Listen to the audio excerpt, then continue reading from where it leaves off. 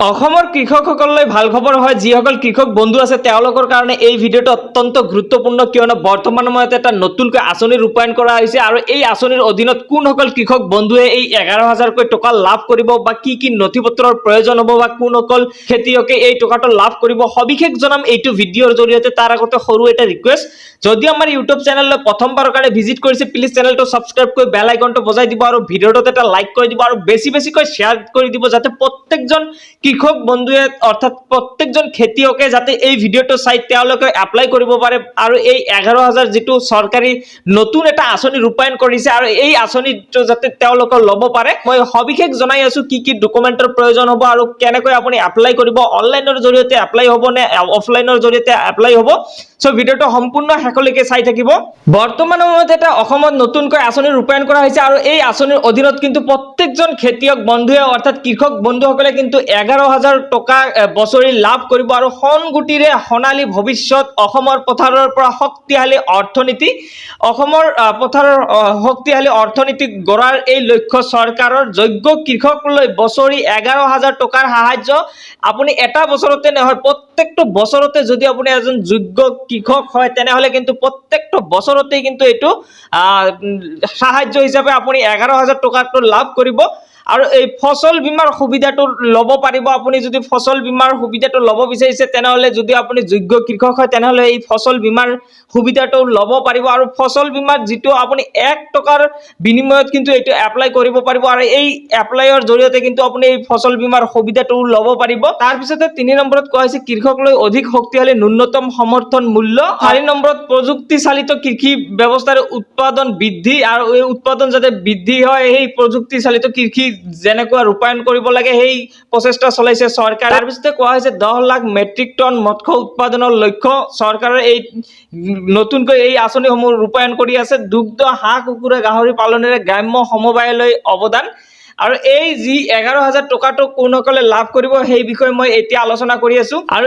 এই যি 11,000 টকা যিটো আপুনি লাভ কৰিব সেই 11,000 টকাৰ যিটো ফৰ্ম আছে এইটো আপুনি কিন্তু ফিল আপ কৰিব লাগিব। এতিয়া ধৰণে কোনো ধৰণৰ অফিচিয়েলি ৱেবছাইটত নটিফিকেশ্যন অহা নাই যে এইটো অনলাইনৰ জৰিয়তে হ'ব নে অফলাইনৰ জৰিয়তে হ'ব। এইটো নমুনা এনেকৈ কৃষক সহায়তা scheme application form, application for 11,000 assistance, application name, প্ৰথমতে আপোনাৰ এপ্লিকেশ্যন নেম আপোনাৰ নামটো বহুৱাব লাগিব, যিজন কৃষক অৰ্থাৎ যিজন খেতিয়কৰ নামত এপ্লাই কৰি আছে তাৰ নামটো ইয়াতে বহুৱাব লাগিব। তাৰপিছতে 2 নম্বৰত ফাদাৰ্ছ হাজবেণ্ড নেম, এইটো আপোনাৰ ছোৱালী মানুহৰ ক্ষেত্ৰতো প্ৰযোজ্য হ'ব, পুৰুষ মহিলা উভয়ে এইটো এপ্লাই কৰিব পাৰিব আৰু এইটো ল'ব পাৰিব।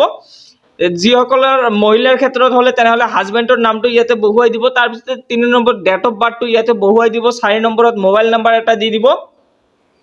5 নম্বৰত আধাৰ নম্বৰটো বহুৱাব। 6 নম্বৰত আপোনাৰ এড্ৰেছ, যিটো আপুনি কাৰেণ্ট এড্ৰেছ য'ত বসবাস কৰি আছে সেই এড্ৰেছটো দি দিব। তাৰপিছতে 7 নম্বৰত কোৱা হৈছে এগ্ৰিকালচাৰ লেণ্ড এৰিয়া যিটো আছে সেইটো আপুনি দিব লাগিব। তাৰপিছতে 8 নম্বৰত বেংক নেম, আপোনাৰ যি বেংকৰ একাউণ্ট আছে সেই বেংকৰ নেমটো ইয়াতে বহুৱাই দিব।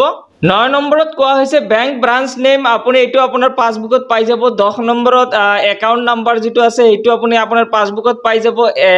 তাৰপিছতে 11 নম্বৰত IFC কোড যিটো আছে সেইটো আপুনি পাছবুকত পাই যাব। এইখিনি কিন্তু আপুনি ফিল কৰিব লাগিব। তাৰপিছতে ডকুমেণ্ট এটাচড, কি কি ডকুমেণ্টৰ প্ৰয়োজন হ'ব এই আঁচনিটো ল'বৰ কাৰণে। এই আঁচনিটো আপুনি ল'বৰ কাৰণে কিন্তু আপোনাৰ প্ৰথমতে যিটো লাগিব আধাৰ কাৰ্ডৰ কপি লাগিব, দ্বিতীয়তে যিটো লাগিব আপোনাৰ বেংক পাছবুক কপি লাগিব, 3 নম্বৰত আপোনাৰ লেণ্ড ডকুমেণ্ট, আপোনাৰ যিটো আপোনাৰ জমানবন্দী হওক বা খাজনাৰ ৰচিদ হওক, যিকোনো এটা আপোনাৰ মাটিৰ কাগজ পাতি লাগিব।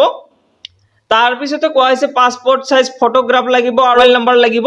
এইখিনি কিন্তু আপোনাৰ ডকুমেণ্ট থাকিলে আপুনি এইখিনি ডকুমেণ্ট থাকিলে কিন্তু আপুনি এই আঁচনিটো ল'ব পাৰিব আৰু ডিক্লেৰেশ্যন এইটো দিব লাগিব। এপ্লিকেণ্ট চিগনেচাৰ যিটো আছে ইয়াতে আপোনাৰ নামটো বহুৱাব লাগিব। তাৰপিছতে ডেট এণ্ড প্লেচটো দিলে কিন্তু আপোনাৰ এই ফৰ্মখন লিখা কমপ্লিট হ'ব। যদি আপোনাৰ এইটো অফলাইনৰ জৰিয়তে এপ্লাই হয় তেনেহলে কিন্তু এইটো আপোনাৰ যিটো প্ৰত্যেকখন ডিষ্ট্ৰিক্টৰে এগ্ৰিকালচাৰ অফিচ আছে তাত গৈ কিনে কিন্তু এইটো আপুনি সাবমিট কৰিব লাগিব আৰু যদি অনলাইনৰ জৰিয়তে হয় তেনেহলে কিন্তু আপুনি অনলাইনতে সাবমিট কৰিব পাৰিব। বৰ্তমান সময়ত কিন্তু কোনো ধৰণৰ নটিফিকেশ্যন অহা নাই যে অফলাইনৰ জৰিয়তে হ'ব নে অনলাইনৰ জৰিয়তে হ'ব।